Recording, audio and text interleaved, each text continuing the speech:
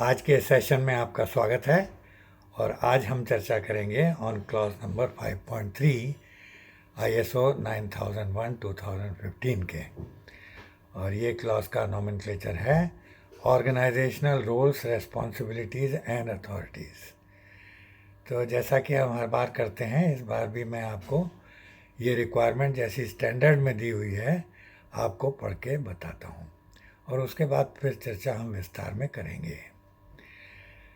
और clause number 5.3 organisational roles, responsibilities and authorities.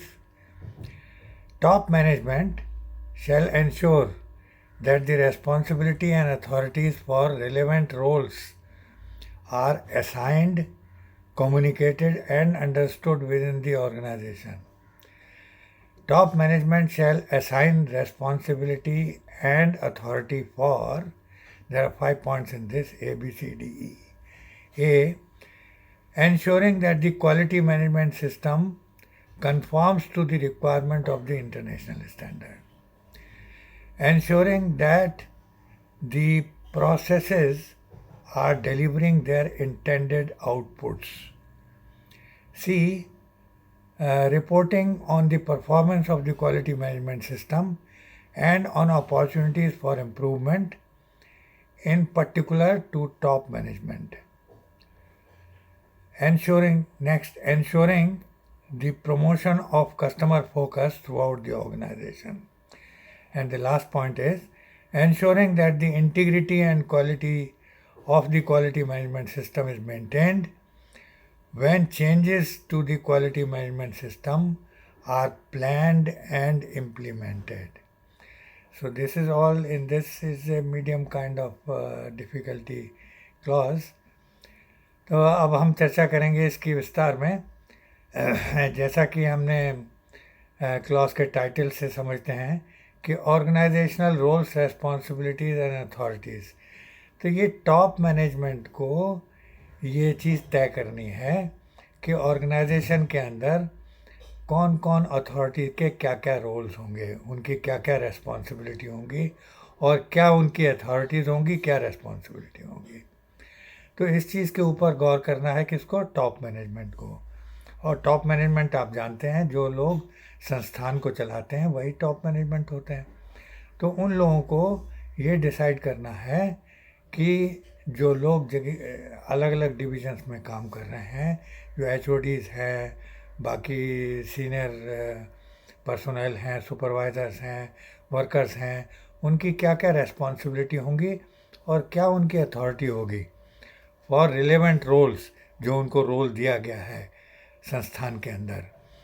और ये जो इस बात का निर्धारण करके फिर इसको सब लोगों को बताना भी है।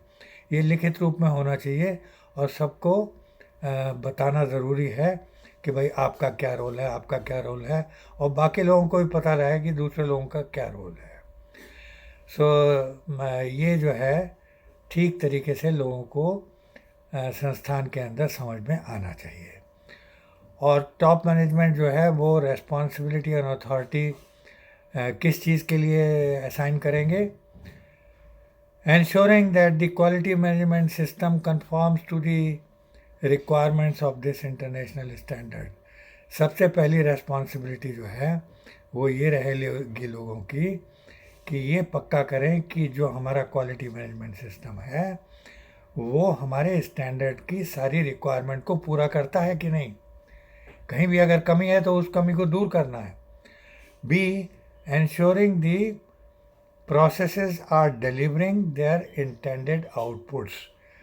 जो भी हमारे प्रोसेसेस हैं, जिस हिसाब से हम अपने प्रोडक्ट्स या सर्विसेज कस्टमर के लिए देते हैं, तो वो प्रोसेसेस हमारे इफ़ेक्टिव होने चाहिए।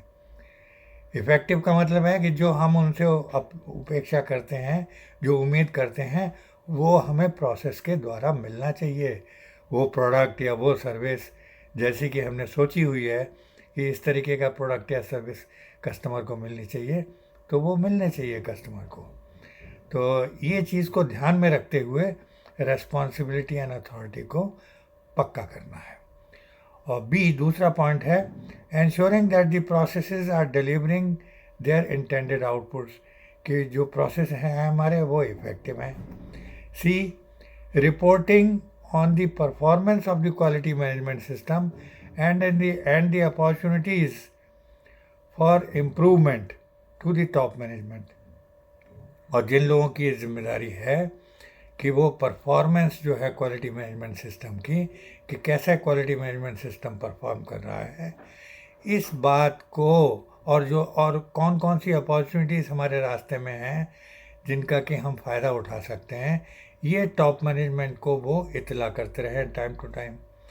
तो इस चीज़ को ध्यान में रखते हुए भी जो रोल्स एंड रिस्पॉन्सिबिलिटीज़ हैं उनका असाइनमेंट किया जाता है, ताकि जो reporting on the performance of the quality management system, जो क्वालिटी मैनेजमेंट सिस्टम की परफॉर्मेंस है, वो हमारे टॉप मैनेजमेंट को उसके बारे में इत्तला मिलती रहे।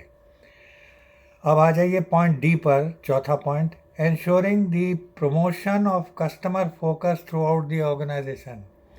देखिए, कस्टमर सबसे ज़्यादा इम्पॉर्टेंट है हमारे ऑर्गेनाइजेशन के लिए, क्योंकि हम अपने प्रोडक्ट या सर्विस कस्टमर को बेचते हैं और पैसा कस्टमर से आता है और पैसे से हमारा संस्थान चलता है। तो अगर कस्टमर नहीं होगा और पैसे नहीं आएंगे तो संस्थान कैसे चलेगा? तो इसलिए कस्टमर हमारे लिए बहुत इम्पॉर्टेंट है और इसीलिए हमें पक्का करना है कि कस्टमर का फोकस हमारे ध्यान में हमेशा रहे। हर काम करने वाले व्यक्ति को संस्थान में ये ध्यान रखना है कि कस्टमर क्या हमसे उम्मीद करता है और वो उम्मीद पे हम पूरे उतरने चाहिए। तो ensuring the promotion of customer focus, customer के ऊपर ध्यान रहे हमारा सबका, ये हमें ध्यान में रखते हुए रेस्पॉन्सिबिलिटी और अथॉरिटीज़ को डिस्ट्रीब्यूट करना है, देना है। अब लास्ट पॉइंट पे आ जाते हैं, ensuring that the integrity of the quality management system is maintained when changes to the quality management system are planned and implemented। अब अगर हम कोई भी चेंजेस करते हैं क्वालिटी मैनेजमेंट सिस्टम में तो उसकी इंटीग्रिटी बनी रहनी चाहिए। इंटीग्रिटी का मतलब ये है कि जिस तरीके से हम उसको कंट्रोल कर रहे हैं कि अप्रूवल प्रॉपर होना चाहिए, डिस्ट्रीब्यूशन प्रॉपर होना चाहिए, उसके ऊपर कंट्रोल होना चाहिए हमारा पूरा, कि जहाँ जहाँ पे वो कॉपीज़ उस डॉक्यूमेंट की जानी है वो क्वालिटी मैनेजमेंट सिस्टम का डॉक्यूमेंट वहाँ अवेलेबल होना चाहिए। तो अगर ये सब ठीक तरीके से है, that means the integrity, quality management system की जो इंटीग्रिटी है, जो सच्चाई है उसकी, कि इस तरीके से जैसे मिलना चाहिए सब लोगों को और स्थान पे अवेलेबल होना चाहिए, या कहीं पे डिस्प्ले करना है तो वो डिस्प्ले होना चाहिए, जैसे क्वालिटी पॉलिसी डिस्प्ले होनी चाहिए।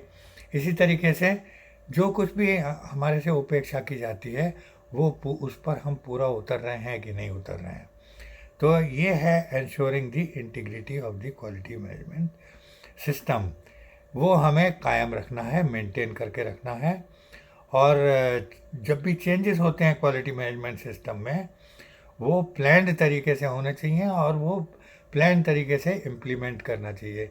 तो इसको करने के लिए भी हमें रेस्पॉन्सिबिलिटी और अथॉरिटी लोगों को असाइन करनी है। तो उसी हिसाब से अगर रेस्पॉन्सिबिलिटी अथॉरिटी असाइंड होगी तो हमारी जो सिस्टम की इंटीग्रिटी बनी रहेगी, हमारा सिस्टम ईमानदारी से काम करेगा, जैसा कि कंट्रोल होना चाहिए वो सारा कंट्रोल सिस्टम में होगा। तो ये था टोटल हमारा रिक्वायरमेंट और उम्मीद है कि आपको ये रिक्वायरमेंट समझ में आ गई होगी। और अगर इसमें कोई चीज़ आपको समझ नहीं आई तो इसी वीडियो के नीचे अपना रिमार्क दे दीजिए, मैं आपको और डिटेल में समझा दूंगा। और मेरे वीडियोस अगर आपको पसंद आ रहे हैं तो मुझे लाइक दीजिए और शेयर भी करिए मेरे वीडियोस, ताकि इन वीडियोस का फ़ायदा ज़्यादा से ज़्यादा लोगों को मिल सके। अब कुछ लोगों का कहना है कि वीडियोस मैं अभी हिंदी में बना रहा हूँ तो इंग्लिश में बनाऊँ तो सबको समझ आएगा। तो ये भी एक परेशानी की बात है कि भाई अभी तो हिंदी जो भाषी लोग हैं उनके लिए ये सीरीज़ मैं बना रहा हूँ, तो इसमें आपत्ति न करें। और बहुत ही जल्द मैं इंग्लिश भाषा में वापस लौटूंगा किसी और स्टैंडर्ड के साथ, या 9001 2015 का और डिटेलिंग जो करना है उसके साथ मैं ज़रूर लौटूंगा। तो मेरे वीडियोज़ अगर आपको पसंद आ रहे हैं तो लाइक कीजिए, शेयर कीजिए और मेरे चैनल को आप सब्सक्राइब ज़रूर कर दीजिए और बेल आइकन को भी दबा दीजिए, ताकि जब भी मैं वीडियो लोड करूं तो तुरंत आपके पास इन्फॉर्मेशन पहुंचे और आप वो वीडियो जो है देख सकें बिना किसी डिले के। अमूमन मैं संडेज़ को वीडियो लोड करता हूं 10-11 बजे से शाम के 5 बजे तक, और उम्मीद है कि आपको हर संडे इसी तरीके से वीडियोस मिलते रहेंगे। तो बने रहिए मेरे साथ और समझते रहिए आईएसओ को पूरी तौर से, ताकि इसको आप इम्प्लीमेंट जब भी करें तो पूर्णतया करें, पूरी तौर से करें, पूरी तौर से समझ के करें। थैंक यू वेरी मच, बहुत बहुत धन्यवाद और मिलते हैं फिर अगले रविवार को। बाय बाय, नमस्ते।